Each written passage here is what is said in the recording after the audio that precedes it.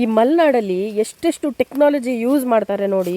ಅವ್ರ ತಲೆಗಳು ಎಷ್ಟು ಚುರುಕಾಗಿರುತ್ತೆ ನೋಡಿ. ಇವರು ನಮ್ಮ ಕಾವ್ಯ ಅವರ ಅಪ್ಪ ಆಯ್ತಾ.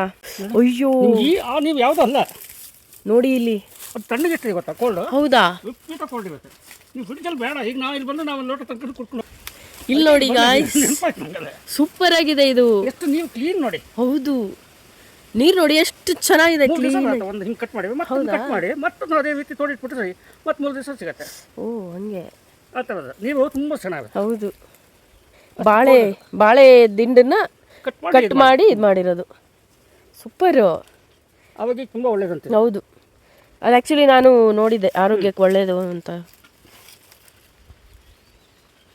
ಏನ್ ಕುಡಿತಾ ಇದೀರಾ?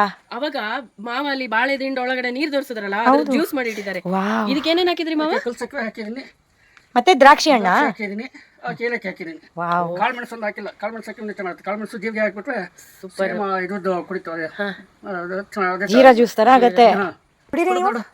ಸೇಮ್ ಟೇಸ್ಟ್ ಅದೇ. ಬಾಳೆ ದಿಂಡಿ ಇದೇ ಬರುತ್ತೆ. ಎಲ್ಲೊಂದು ಸ್ವಲ್ಪ ಹುಳಿಗೋಸ್ಕರ ಹುಳಿನೂ ಇಲ್ಲ ಎಂತ ಇಲ್ಲ ಮಾರ್ರೆ. ದ್ರಾಕ್ಷಿ ಹಾಕಿದ್ದು ಹುಳಿಗೋಸ್ಕರ ಹಾಕಿದ್ದು ನಾನು.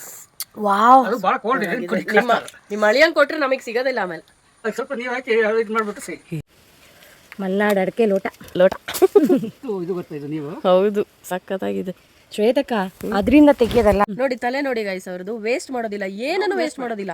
ಅಡಕೆದಾಗಿರ್ಬೋದು ಅಥವಾ ಬಾಳೆದಾಗಿರ್ಬೋದು ತೆಂಗದಾಗಿರ್ಬೋದು ಏನನ್ನು ವೇಸ್ಟ್ ಮಾಡೋದಿಲ್ಲ ಇವರು. ಅಲ್ಲ ಕ್ಲೀನ್ ನೋಡಿ ಆ ನೀರು. ಹೌದೌದು ಇರೋ ತಣ್ಣಗೆ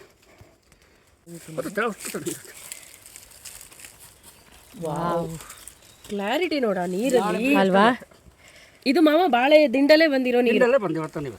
ಸೂಪರ್. ಹಾಗಾಗಿ ಬಾಳೆ ಬೇಕು ನಮ್ಮಂತ ಭೂಮಿ ಬೆಟ್ಟ ಭೂಮಿಗೆ. ಈ ಬಾಳೆ ಇದ್ದು ತಂಪು ಅಡಕೆ ಮರಗಳು ತುಂಬಾ ತಂಪಾಗಿರುತ್ತೆ.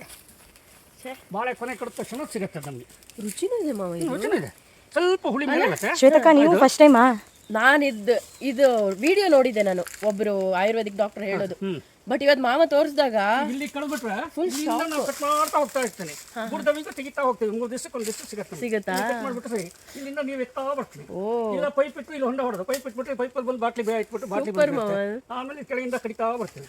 ಅಷ್ಟು ಇದು ಸಖತ್ತು. ಇಲ್ಲ ಇದೆ ಎಲ್ಲ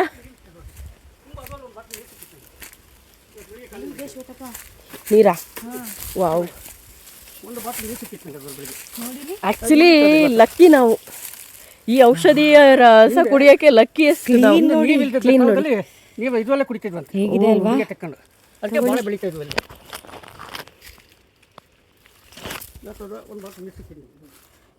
ಹೇಗಿದೆ?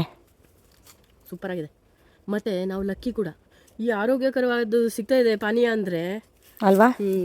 ಮಾವಂಗೆ ಥ್ಯಾಂಕ್ಸ್ ಹೇಳಬೇಕು. ತಗೋ ನೀ ಕುಡಿ. ಕುಡಿ. ಸಾರಿ.